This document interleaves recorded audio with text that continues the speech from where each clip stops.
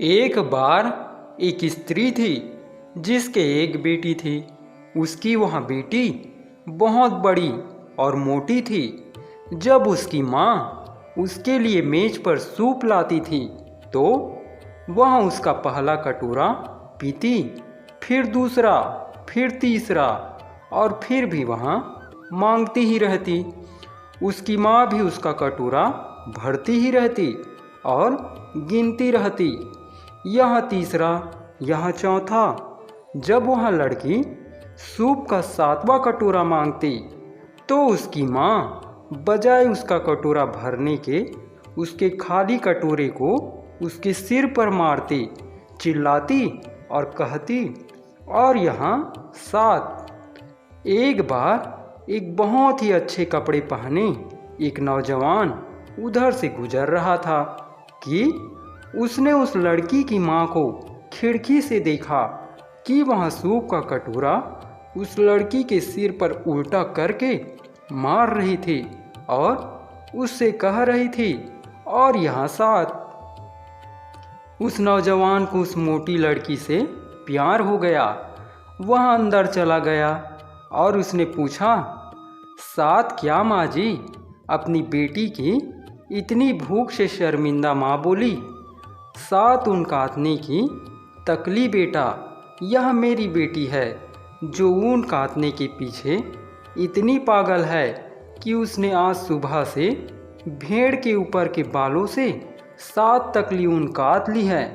क्या तुम सोच सकते हो कि उसने इस सुबह से सात तकली ऊन काट दी है और अभी और भी काटना चाहती है। उसी को रोकने के लिए मुझे उसे मारना पड़ा। वह नौजवान बोला, अगर यह इतनी ही मेहनत करने वाली लड़की है तो आप इसे मुझे दे दे। मैं कोशिश करूँगा कि अगर आप सच बोल रही हैं तो मैं इससे शादी कर लूँ। माँ ने अपनी उस बेटी को उस नौजवान को दे दिया और वह नौजवान उसको अपने घर ले गया। घर ले जाकर उसने उसको एक कमरे में बंद कर दिया। उस कमरे में बहुत सारी ऊन पड़ी थी काटने के लिए। उसको वहाँ ले जाकर वह नौजवान उससे बोला, मैं समुद्री जहाज़ का कप्तान हूँ और अभी मैं एक समुद्री यात्रा पर जा रहा हूँ। अगर तुम यह सारी ऊन मेरे वापस आने तक काट दोगी तो मैं अपनी यात्रा पर से आकर तुमसे शादी कर लूँगा। इस कमरे में बहुत सुंदर सुंदर कपड़े और जवाहरात भी रखे थे क्योंकि वह कप्तान बहुत अमीर था। उसने उससे यह भी कहा, जब तुम मेरी पत्नी बन जाओगी तब ये सारी चीज़ें तुम्हारी हो जाएंगी। यह कहकर वह उसको उस उनके साथ वही छोड़कर अपनी यात्रा पर चला गया। अब क्या था, अब तो वहाँ लड़की थी और वहाँ कमरा था। वहाँ रोज़ नई नई पोशाकें पहनती, नए नए जवाहरात पहनती। उसके दिन तो बस ऐसे ही गुजरने लगे। वह उन कपड़ों और गहनों को पहनकर अपने को शीशे में देखती और अपनी तारीफ करती। बाकी समय वह यहाँ सोचने में गुजारती कि वह क्या खाएगी और फिर घर के नौकर उसके लिए वही बनाते जो वह उनसे बनाने के लिए कहती। अभी तक उसने उस ऊन को हाथ तक नहीं लगाया था जो उसको काटनी थी और अब कप्तान के आने में केवल एक दिन ही बाकी रह गया था। लड़की ने उस कप्तान से शादी की, सारी उम्मीदें छोड़ दी और रो पड़ी। वहाँ भी रो ही रही थी कि खिड़की से चीथड़ों का एक थैला उसके पैरों के पास आकर गिर पड़ा। उसने इस थैले की तरफ देखा तो वहाँ कोई चिथड़ों का थैला नहीं था, बल्कि वहाँ तो एक बुढ़िया थी जिसकी लंबी लंबी पलकें थी। उसने लड़की से कहा, डरो मत, मैं तुम्हारी सहायता करने आई हूँ। मैं यहाँ ऊन काटती हूँ और तुम इस ऊन की लच्छी बनाते जाओ।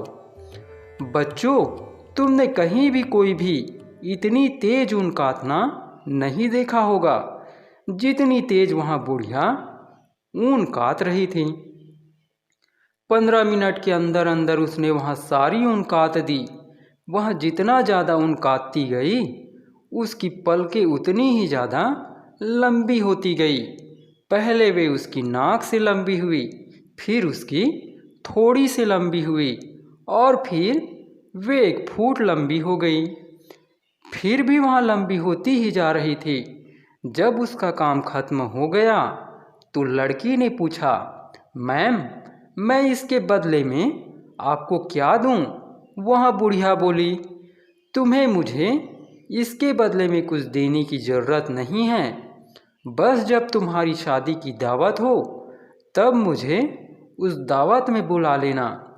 पर मैं आपको बुलाऊंगी कैसे? बुढ़िया बोली, बस तुम कोलंबिया बोल देना और मैं आ जाऊंगी। पर भगवान तुम्हारी सहायता करे। अगर तुम मेरा नाम भूल गई तो इसका मतलब यहाँ होगा कि जैसे मैंने कभी तुम्हारी सहायता की ही नहीं थी और तुम्हारा यह सब काम बेकार हो जाएगा। अगले दिन कप्तान जब घर वापस आया तो उसने देखा कि उसकी तो सारी ऊन काती पड़ी है। कटी हुई ऊन देखते ही वहाँ तो बहुत खुश हो गया और उसके मुंह से निकला, वाह, बहुत बढ़िया। मुझे लगता है कि तुम ही वह लड़की हो जिसको मैं अपनी शादी के लिए ढूंढ रहा था। लो ये कपड़े और जवाहरात लो, ये मैंने तुम्हारे लिए ही खरीदे थे। पर अभी मुझे एक और समुद्री यात्रा पर जाना है। तब तक तुम एक इंतहाम और दे दो। यहाँ उस ऊन सी 2 गुनी ऊन है जो मैंने तुमको पहले दी थी।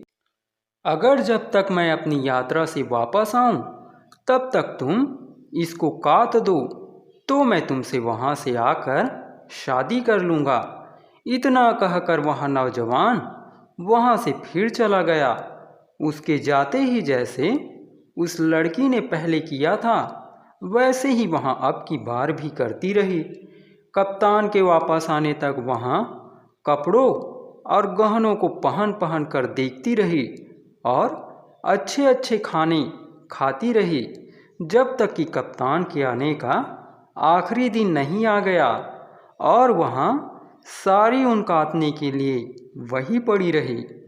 जब कप्तान के आने का आखिरी दिन आया तो वहाँ फिर रोने बैठ गई।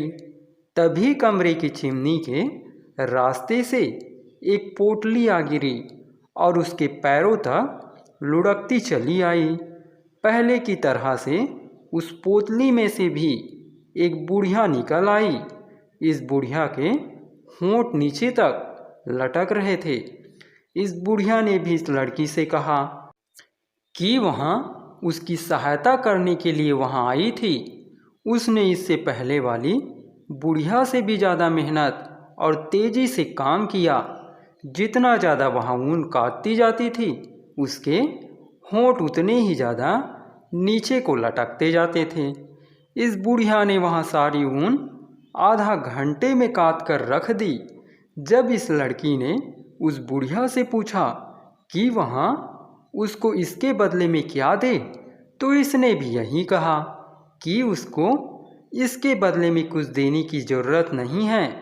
बस जब उसकी शादी कप्तान से हो तब वहाँ उसको अपनी शादी की दावत में बुला ले।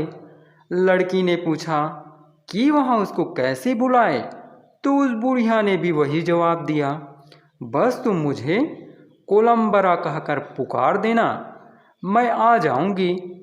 पर मेरा नाम मत भूल जाना, क्योंकि अगर तुम मेरा नाम भूल गई तो मेरा यह सब किया धरा बेकार हो जाएगा और फिर तुमको इसका फल भुगतना पड़ेगा। यह कहकर वह वहाँ से चली गई। अगले दिन कप्तान अपनी यात्रा से वापस आ गया। उस सारी ऊन को कटा हुआ देखकर वहाँ तो आश्चर्य में पड़ गया, पर ऊन तो कट चुकी थी, सो इसमें अब शक की तो कहीं कोई गुंजाइश ही नहीं थी। पर फिर भी उससे रहा नहीं गया, तो उसने उससे पूछ ही लिया, यह सब ऊन तुमने काटी है? हाँ, मैंने अभी अभी अपना काम खत्म किया है। तुम ये कपड़े और जवाहरात लो, मैंने ये भी तुम्हारे लिए ही लिए थे।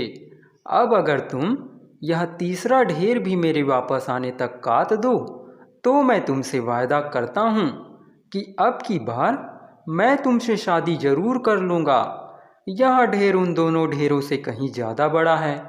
इतना कहकर वह नौजवान अपनी तीसरी समुद्री यात्रा पर चला गया। इस लड़की ने इस बार भी वही किया जो पहली 2 बार किया था। उसने अपना सारा समय नए नए कपड़े और गहने पहनने में और अपने आप को शीशे में देखने में और अच्छा अच्छा खाना खाने में बिता दिया। और वहाँ ऐसे ही पड़ी रही। कप्तान के आने से पहले दिन वह फिर रोने बैठ गई। तभी कमरे की छत की नाली के छेद से फिर से एक फटे कपड़ों की पोटली उसके पैरों के पास आ गिरी और पहले की तरह से उस पोटली में से एक बुढ़िया निकल आई। इस बुढ़िया के आगे के दांत बहुत आगे की तरफ निकले हुए थे। इस बुढ़िया ने भी आते ही ऊन काटनी शुरू कर दी, पर यह बुढ़िया तो उन दोनों बुढ़ियों से भी ज़्यादा तेजी से ऊन काट रही थी जो उससे पहले उसकी ऊन काट कर गई थी। जितनी ज़्यादा ऊन वह काटती उसके दांत उतने ही और ज़्यादा आगे की तरफ निकलते जाते थे। उसने वह सारी ऊन बहुत जल्दी ही खत्म कर दी। जब बुढ़िया का काम खत्म हो गया तो इस लड़की ने इस बुढ़िया से भी पूछा कि वह उसको इस काम के बदले में क्या दे। इस बुढ़िया ने भी वही कहा जो पहली 2 बुढ़ियों ने कहा था कि अभी उसको कुछ भी देने की ज़रूरत नहीं है, बस केवल जब उसकी शादी कप्तान से हो तो वहाँ उसको अपनी शादी की दावत में बुला ले। पूछने पर कि वहाँ लड़की उस बुढ़िया को अपनी शादी की दावत में कैसे बुलाए, वह बुढ़िया बोली, बस तुम मुझे कोलंबन कहकर पुकार लेना, मैं आ जाऊंगी। पर अगर तुम मेरा नाम भूल जाओगी तो बस समझ लेना कि जैसे तुमने मुझे पहले कभी देखा नहीं था। यह कहकर वह बुढ़िया वहाँ से तुरंत ही गायब हो गई। अगले दिन कप्तान अपनी समुद्री यात्रा से लौट आया और इतनी सारी ऊन काटी देखकर उसने आश्चर्य से अपने दांतों तले उंगली दबा ली, पर क्योंकि अब ऊन तो कटी पड़ी थी इसलिए आज भी शक की कोई गुंजाइश नहीं थी। यह सब देखकर वहाँ बोला, अब हमारी तुम्हारी शादी होगी। और उसने शादी की तैयारियां शुरू कर दी। उसने अपनी शादी में शहर के सभी कुलीन लोगों को बुलाया। शादी की तैयारियों में वह लड़की उन बूढ़ियों को बिल्कुल ही भूल गई। जिस दिन उसकी शादी होने वाली थी उस दिन सुबह उसको याद आया कि उसको तो उन तीनों बूढ़ियों को भी बुलाना था जिन्होंने उसको ऊन काटने में सहायता की थी। पर जब वह उनके नाम याद करने लगी तो उनमें से तो उसको एक का भी नाम याद नहीं आया। वे उसके दिमाग से बिल्कुल ही निकल गए थे। उसने अपने दिमाग पर बहुत जोर डाला कि वे नाम उसको किसी तरह से याद आ जाए, पर उसको तो उन तीनों में से एक का नाम भी याद नहीं आया। वह हमेशा खुश रहने वाली लड़की दुख के सागर में डूब गई। कप्तान ने यह भाप लिया कि वह लड़की बहुत परेशान है, तो उसने उससे पूछा, क्या बात है, तुम इतनी परेशान क्यों हो? पर वह उसको क्या बताती। जब कप्तान को उसके दुखी होने का कुछ पता ना चल सका तो उसने सोचा कि शायद शादी का यह दिन ही ठीक नहीं है। सो उसने अपनी शादी की तारीख उस दिन से बदलकर उसके अगले वाले दिन के लिए तय कर दी। पर उसका अगला दिन तो और भी खराब था और उसका अगला दिन यानी शादी का दिन कैसा था यहाँ तो बताने की ज़रूरत ही नहीं है। कप्तान को अपनी शादी की तारीख फिर से बदलनी पड़ी, पर जैसे जैसे दिन बीतते जाते थे वह लड़की और ज़्यादा दुखी और चुप सी होती जाती थी। उसके माथे पर सिकुड़ने पड़ी रहती, जैसे वहाँ कुछ सोच रही हो और उसको उसकी परेशानी का हल न मिल रहा हो। कप्तान ने उसको हंसाने की बहुत कोशिश की, उसको चुटकुले सुनाए, हंसी की कहानियाँ सुनाई, पर उसकी कोई भी कोशिश उस लड़की को खुश न कर सकी। अब क्योंकि वह उसको खुश नहीं कर सका, तो एक दिन उसने शिकार पर जाने का प्रोग्राम बनाया। जब वहाँ शिकार के लिए जंगल गया तो इत्तेफाक से बीच जंगल में काफ़ी जोर का तूफान आ गया और वहाँ उस तूफान में घिर गया। पास ही में उसको एक झोपड़ी दिखाई दे गई। सो उस तूफान से बचने के लिए वह उस झोपड़ी में चला गया। वहाँ पर अंधेरे में खड़ा था कि उसने वहाँ कुछ आवाज़ें सुनी। ओ कोलंबिना, ओ कोलंबरा, ओ कोलंबन, मक्का का दलिया बनाने के लिए बर्तन आग पर रख दो। लगता है कि वह लड़की तो हमको अपनी शादी की दावत में बुलाने वाली नहीं है। यह सुनकर उसने पीछे मुड़कर देखा तो वहाँ उसको 3 पतली दुबली बदसूरत बूढ़ियाँ दिखाई दी। उनमें से एक की पलकों के बाल जमीन तक गिरे हुए थे, तो दूसरी के होंठ उसके पैरों तक आ रहे थे और तीसरी के ऊपर के दांत इतने बड़े थे कि वे उसके घुटनों तक आ रहे थे। अब उस कप्तान की कुछ समझ में आया कि उसकी होने वाली पत्नी दुखी क्यों थी। अब वह उसको ऐसा कुछ बता सकता था जिससे वह हंस सके, और अगर वह इस बात पर भी न हंस सकी तब फिर वह किसी बात पर भी नहीं हंस सकेगी। सो वहाँ शिकार तो भूल गया और वहाँ से तुरंत ही अपने घर की तरफ दौड़ा चला। जाकर उसने तुरंत उस लड़की को बुलाया और अपने पास बिठाकर कहा, पता है आज क्या हुआ? बस तुम सुन लो जो मैं तुमको बताऊं, और देखो, हाँ, बीच में मत बोलना। आज जब मैं जंगल गया तो वहाँ बहुत ज़ोर की बारिश आ गई और बारिश से बचने के लिए मैं एक झोपड़ी में चला गया।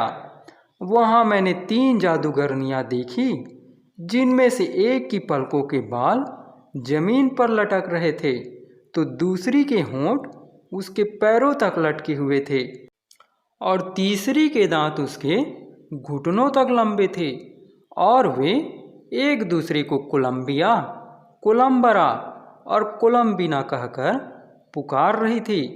यह सुनकर उस लड़की का चेहरा तो वाकई चमक गया और वहाँ बहुत ज़ोर से हंस पड़ी। जब उसकी हंसी थोड़ी सी रुकी तो वहाँ बोली, शादी की दावत की तैयारी करो, पर तुम मेरे ऊपर एक मेहरबानी और कर दो, क्योंकि तुमने उन 3 जादूगरनियों के नामों से मुझे हंसाया है। मैं उनको भी अपनी शादी की दावत में बुलाना चाहती हूँ। यह भी कोई पूछने की बात है? तुम उनको ज़रूर बुलाओ। और फिर उस लड़की ने उनको अपनी शादी की दावत में बुलाया। शादी के दावत के दिन उन तीनों के लिए अलग से एक गोल मेज़ सजाई गई। वह मेज़ इतनी छोटी थी कि उन तीनों की आँखों की लंबी पलकों के बाल, लटकते होंठ और बड़े बड़े दांत कहाँ थे, यह किसी को भी दिखाई नहीं दिए।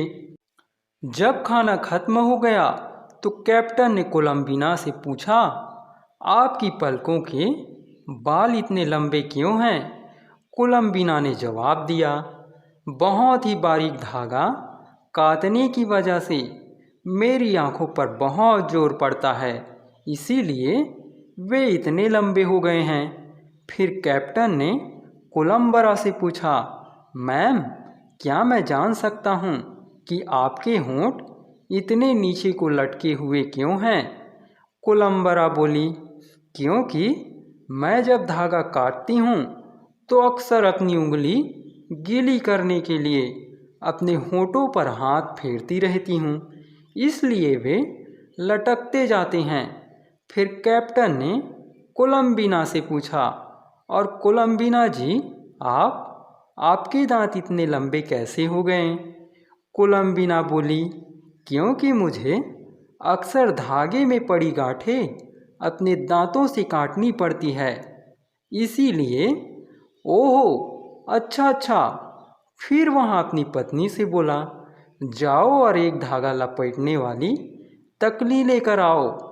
जब वहाँ तकली लेकर आई तो उसने उसको वहीं आग में फेंक दिया और बोला, अब से तुम कभी धागा नहीं काटोगी। इसके बाद वह मोटी लड़की खुशी खुशी कैप्टन के साथ आराम से रही। उसको काटने के लिए फिर कभी धागा नहीं दिया गया।